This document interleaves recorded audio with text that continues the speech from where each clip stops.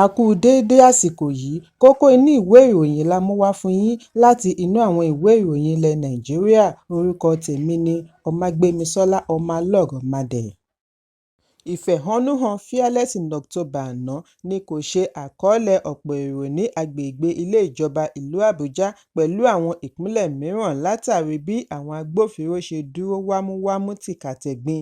Èyí ń wáyé bí àwọn olùṣètò ìfẹ̀hónúhàn Take It Back Movement ṣe kọ èròǹgbà ìpàdé ọlọ́gbọ̀n ọjọ́ pẹ̀lú àwọn ọ̀dọ́ 30-day National Youth Confab tí Ààrẹ Bọ́lá Tinubu kéde mọ́ ọ̀rọ̀ ìyànjú rẹ̀ lánàá. Ẹgbẹ́ ṣe àpèjúwe èròǹgbà ọ̀rọ̀ ọjọ́ òmìnira ààrẹ gẹ́gẹ́ bí ìpéjọpọ̀ àríyá jamboree tí ààrẹ fẹ́ mọ̀ọ́mọ̀ fi ṣe ìrànlọ́wọ́ fún àwọn alátìlẹyìn rẹ̀. Ààrẹ ní òun fẹ́ ṣètò ìpàdé pẹ̀lú àwọn ọ̀dọ́ tí wọ́n kó ipa 60 nínú 100 èrò lórílẹ̀-èdè. Ó ní níbi ìpàdé yìí ni wọ́n ó ti jíròrò lórí ìpèníjà tó ń kojú àwọn ọ̀dọ́. Èyí yóò mú ìbáṣepọ̀ wà láti fi ọwọ́ sowọ́pọ̀ ṣe ìgbélárugẹ ètò ẹ̀kọ́, iṣẹ́ ṣíṣe, ààbò àti ìdájọ́ òdodo. Nígbà tí wọ́n ń fèsì sí èròǹgbà yìí ni ààrẹ gbogbogbò fún ẹgbẹ́ Take It Back Movement Jùwọ́n Sànyàlú fìdí ẹ̀ múlẹ̀ wípé ààrẹ kò gba èyí lérò kí ó tó fi òfin múlẹ̀. Ó ní ààrẹ kàn fẹ́ ná ànádànù gbogbo owó orí tí ó ti kó jọ ni fi ṣe wẹ̀jẹwẹ̀mu fún àwọn alátìlẹyìn rẹ̀. Àwọn rí nínú wọn tí wọ́n san owó fún tí wọ́n kì í ní ìlú Àbújá. Àwọn ẹgbẹ́ akẹ́kọ̀ọ́ Sànyàlú ní ìpàdé wo ni ààrẹ pè kí ó tó ra ọkọ̀ òfurufú tuntun? Ìpàdé wo ni ó pè kí ó tó fi ẹgbẹ̀lẹ́gbẹ̀ bílíọ̀nù náírà ṣe àgbékalẹ̀ ilé fún igbákejì rẹ̀? Tàbí ìpàdé wo ni ó pè kí wọ́n tó máa san owó ńlá fúnra wọn? Ìpàdé kankan ò wáyé kí wọ́n tó ṣe àlékún owó jálá epo. Ọmọ orílẹ̀-èdè kò nílò ìpàdé ijó. A kò fẹ́ ànádànù owó mọ́ lórí àwọn alátìlẹyìn rẹ̀ tàbí láti APC tàbí ibì kankan tí wọ́n bá ti ń bọ̀. Ohun tí a nílò ni ìṣèjọba gidi, kì í sì ṣe ìpàdé confab ni yóò wá ojútùú sí èyí. Sànyàlú ní ìfẹ̀hónúhàn yóò tẹ̀síwájú ní ọjọ́ tí àwọn yóò kéde, kò ní pẹ́ rárá. Ṣùgbọ́n níbi ìfọ̀rọ̀wánilẹ́nuwò ní mínísítà ìpínlẹ̀ fún ìdàgbàsókè ọ̀dọ́ Ayọ̀délé Ọláwándé ti sọ wípé ìjọba àpapọ̀ yóò ṣe àgbékalẹ̀ ìgbìmọ̀ tí yóò ṣàmójútó ìpàdé ọ̀dọ́ tó ń bọ̀. Ẹ̀kúnrẹ́rẹ́ ìròyìn yìí wà ní ìwé ìròyìn Punch tó jáde lónìí. Lẹ́ẹ̀kan sí i, iléeṣẹ́ NNPCL tún ti kùnà àti bẹ̀rẹ̀ pípèsè epo ní iléeṣẹ́ ìfọpo ìlú Port Harcourt, ìpínlẹ̀ Rivers. Èyí yóò jẹ́ ìgbà kẹfà tí wọ́n ń sún bíbẹ̀rẹ̀ ìpèsè epo síwájú títí di inú oṣù kẹjọ ọdún 2024. Ìwádìí jẹ́ kó di mímọ̀ wípé gbogbo ìlérí tí iléeṣẹ́ NNPC àti ìjọba àpapọ̀ ṣe fún ọmọ orílẹ̀-èdè lórí ìpèsè epo ló túbọ̀ ń forí ṣánpọ́n lẹ́yìn tí wọ́n kùnà nínú oṣù kẹjọ ní Chief Financial Officer NNPC Umar Ajiya ní iléeṣẹ́ ìfọpo ìlú Port Harcourt yóò bẹ̀rẹ̀ epo nínú oṣù kẹsàn-án ọdún 2024. Níbi ìfọ̀rọ̀wánilẹ́nuwò pẹ̀lú akọ̀ròyìn ní Ajiya ti sọ wípé epo yìí yóò ti délẹ̀ fún àyẹ̀wò kí wọ́n tó gbé sọ́jà nínú oṣù kẹsàn-án. Oṣù kẹsàn-án ti parí báyìí, ẹnikẹ́ni kò tí ì gbọ́ nǹkan kan láti ọ̀dọ̀ àjọ NNPC lórí ipò tí iléeṣẹ́ ìfọpo wà. Akọ̀ròyìn kàn sí NNPC ní ọ̀sẹ̀ tí ó kọjá fún àlàyé, ṣùgbọ́n wọn kò fèsì. Adarí ìròyìn fún NNPC Olúfẹ́mi Ṣónẹ́yẹ kò fèsì sí ìwádìí tí wọ́n fi ránṣẹ́ sí i ní ọjọ́ 22 àti 30 oṣù kẹsàn-án ọdún 2024. Ṣùgbọ́n iléeṣẹ́ Mail Techmont Spa, alágbàṣe tó ń ṣàmójútó àtúnṣe ìfọpo Port Harcourt, sọ nípasẹ̀ agbẹjọ́rò rẹ̀ wípé àwọn yóò pèsè àlàyé lórí àṣeparí iṣẹ́ títí ọjọ́ 2 oṣù kẹwàá. Láti oṣù kejìlá ọdún tí ó kọjá ní NNPC tó ń ṣàmójútó gbogbo iléeṣẹ́ ìfọpo ìjọba ti ń fún ọmọ orílẹ̀-èdè ní oríṣiríṣi ọjọ́ pẹ̀lú ìdánilójú wípé ibi ìfọpo yóò tó bẹ̀rẹ̀ iṣẹ́. Nínú oṣù keje ni ọ̀gá àgbà fún NNPC Mele Kyari sọ gbangba wípé ìpèsè epo yóò bẹ̀rẹ̀ nínú oṣù kẹjọ. Kyari yìí kan náà ni ó sọ ní ọdún 2019 wípé NNPC yóò ti ṣe àtúnṣe ibi ìfọpo mẹ́rẹ̀ẹ̀rin kí ààrẹ àná Muhammadu Buhari tó parí ìṣèjọba rẹ̀.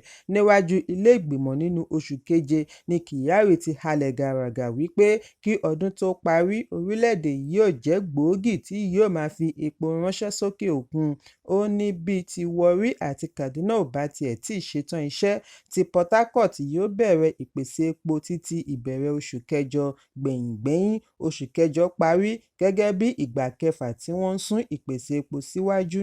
Bẹ́ẹ̀, ọmọ orílẹ̀-èdè ń retí kí ìpèsè epo bẹ̀rẹ̀ kí ó gbégi dí à ń kó epo wọlé kí àdínkù lè bá owó jálá epo. Ẹ̀kúnrẹ́rẹ́ ìròyìn yìí wà nínú ìwé ìròyìn Punch tó jáde lónìí. Ẹgbẹ́ àwọn ará ilẹ̀ Ìgbò lágbàáyé APEX Igbo Socio-Cultural Organization Ohanaeze Ndigbo ti rọ Ààrẹ Bọ́lá Tinubu kí ó bójú àánú wo adarí ajìjàǹgbara fún ilẹ̀ Biafra IPOB Nnamdi Kanu níbi ayẹyẹ àyájọ́ ọdún 64 òmìnira ilẹ̀ Nàìjíríà. Níbi ìfọ̀rọ̀wánilẹ́nuwò tí ó wáyé ní Awka pẹ̀lú igbákejì alága gbogbogbò Ohanaeze, Olóyè Damian Okeke Ogene ni ó ti ṣe àwáwí wípé ìyọ̀ǹda Kanu yóò mú àlàáfíà jọba kí ó sì fún ìjọba ní àǹfààní àti mọ àwọn tó wà nídìí fàákájà kí wọ́n sì fòpin sí àṣẹ kónílé-ó-gbélé gbogbo ìgbà ní ẹkùn gúúsù ìlà oòrùn. Gẹ́gẹ́ bí àlàyé Ohanaeze, wọ́n ní kókó ohun tí àwọn fẹ́ fún ayẹyẹ ọdún òmìnira yìí ni kí ààrẹ lo àǹfààní àsìkò òmìnira yìí yọ̀ǹda ọmọ wọn Mazi Nnamdi Kanu tí ó wà lákàtà àjọ DSS lọ́wọ́lọ́wọ́. Ogene ṣàlàyé wípé Ohanaeze ní ìgbàgbọ́ nínú ìjọba tiwantiwa.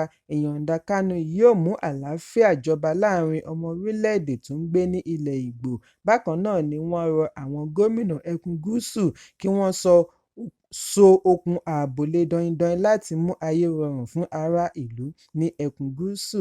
Ẹ̀kúnrẹ́rẹ́ ìròyìn yìí wà nínú ìwé ìròyìn Vanguard tó jáde lónìí. Kò dín ní 150 ènìyàn tí wọ́n di olóògbé látàrí ìjàmbá ọkọ̀ ojú omi tí ó wáyé ní ìlú Gbájíbó, ìjọba ìbílẹ̀ Mọ́kọ́á láàrin aago 8:30 alẹ́ àná ọjọ́ Ìṣẹ́gun. Ọkọ̀ yìí ni a gbọ́ wípé ó ń kó èrò 300 bọ̀ láti ibi ayẹyẹ Maulud ọdún Mùsùlùmí tí ìjàmbá yìí fi wáyé. Títí di àsìkò yìí, 150 èrò ni wọ́n ṣì rí dóòlà. Iṣẹ́ ìdóòlà ẹ̀mí ṣì ń tẹ̀síwájú. Àjọ alámòjútó ìṣẹ̀lẹ̀ pàjáwìrì ní ìpínlẹ̀ Nsema sọ nínú àtẹ̀jáde tí DG Nsema Abdullahi Babara bu ọwọ́ lù lónìí Ọjọ́rú. Àwọn ìyáálé ilé àti ọmọdé ni ó pọ̀jù nínú ọkọ̀ ojú omi tí ó dojú dé lókè River Niger ní Jebba Dam. Àjọ Nsema pẹ̀lú àjọṣepọ̀ State Ministry of Transport, ìjọba ìbílẹ̀ Mọ́kọ́á, ìgbìmọ̀ pàjáwìrì, àwọn apẹja aráàlú ni wọ́n ti ń darí ikọ̀ ìdóòlà ẹ̀mí. Babara ní látàrí bí wọ́n ṣe tètè fèsì sí ìpè pàjáwìrì ni wọ́n fi rí àwọn tí ó lé ní 150 dóòlà. Láìpẹ́, àjọ yìí ó pèsè ojúlówó iye àwọn tí wọ́n ti dóòlà, ṣùgbọ́n wọn kò tíì lè sọ ohun tí ó ṣe okùnfà ìjàmbá. Ẹ̀kúnrẹ́rẹ́ ìròyìn yìí wà nínú ìwé ìròyìn Vanguard tó jáde lónìí. Lánàá ni àwọn gómìnà fi èròǹgbà rere wọn hàn sí ìgbésẹ̀ Ààrẹ Bọ́lá Tinubu lórí àwọn àtúpalẹ̀ ètò bí wọ́n ti ní yóò tó bẹ̀rẹ̀ sí fi ojú hàn pẹ̀lú èso rere tí yóò mú orílẹ̀-èdè gòkè àgbà láàrin àwọn akẹgbẹ́ rẹ̀. Gómìnà Siminalayi Fubara láti ìpínlẹ̀ Rivers, Dàpọ̀ Abíọ́dún láti Ògùn, Sheriff Ọ̀bọ̀rẹ̀wọrí láti Delta àti Peter Mbah láti Enugu, gbogbo wọn ni wọ́n ní àwọn ní ìgbàgbọ́ wípé ìgbésẹ̀ ìjọba yóò mú orílẹ̀-èdè gòkè àgbà.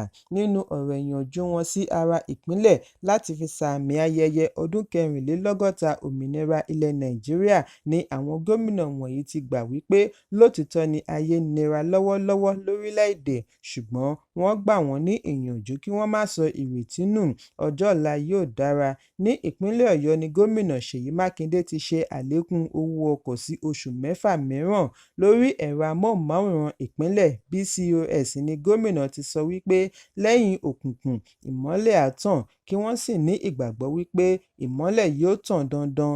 Gómìnà ìpínlẹ̀ Ondo Lucky Ayédatiwa àti Caleb Mutfwang láti Plateau, àwọn méjèèjì jọ foríjì ẹlẹ́wọ̀n 24 lánàá lábẹ́ Prerogative of Mercy ti ìpínlẹ̀. Ayédatiwa foríjì ẹlẹ́wọ̀n 19 nígbà tí Mutfwang foríjì 5. Nínú ìkéde ọ̀tọ̀ọ̀tọ̀ ni gómìnà ìpínlẹ̀ Èkó Babájídé Sanwó-Olú, Alex Otti láti Abia, Godwin Obaseki láti Edo àti Francis Iwufioro láti ìpínlẹ̀ Ebonyi ti yànnàná gbogbo ìgbìyànjú ìṣèjọba wọn láti mú ayé dẹrùn fún àwọn olùgbé ìpínlẹ̀ bí wọ́n ti jẹ́jẹ̀ẹ́ láti ṣe àtìlẹ́yìn fún ìjọba àpapọ̀ lórí àwọn òfin tí yóò mú ìdàgbàsókè bá orílẹ̀-èdè àti àlékún ìgbé ayé ìrọ̀rùn fún ọmọ Nàìjíríà. Ní ìpínlẹ̀ Rivers ni Fubara ti ṣe àpèjúwe àtúntò ọrọ̀ ajé Ààrẹ Tinubu gẹ́gẹ́ bí èyí tó ṣeé fọkàn tẹ̀ láti ṣe àtúnṣe gbogbo kùdìẹ̀kudiẹ àtẹ̀yìnwá tí yóò mú orílẹ̀-èdè dé ibi gíga nípa ti ọrọ̀ ajé àti àṣeyọrí. Gómìnà ìpínlẹ̀ Enugu gbóríyìn fún ọmọ orílẹ̀-èdè fún àfaradà wọn bí ó ti gbà wọ́n ní ìyànjú kí wọ́n má sọ ìrètí nù. Ó ní kí ìṣọ̀kan jẹ́ ìgbésẹ̀ láti mú orílẹ̀-èdè tẹ̀síwájú. Ọbaṣẹ́kì ní lẹ́yìn ọdún 64 Nàìjíríà láàrin wàhálà àti làásìgbò, orílẹ̀-èdè ní ìdí láti dúpẹ́ lọ́wọ́ Ọlọ́run, pàápàá jùlọ pẹ̀lú ìpèníjà tó ń kojú ọ̀pọ̀lọpọ̀ orílẹ̀-èdè lágbàáyé.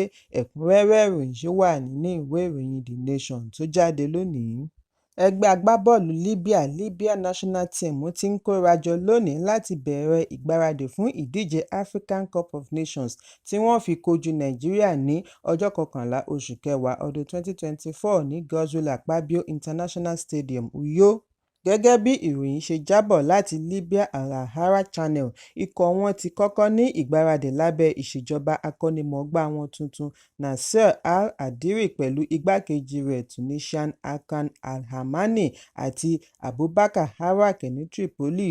Ikọ̀ yìí ni wọ́n ń retí ní Abuja ní ọjọ́ 7 oṣù kẹwàá kí wọ́n tó kọrí sí Uyo láti wàákò pẹ̀lú Super Eagles.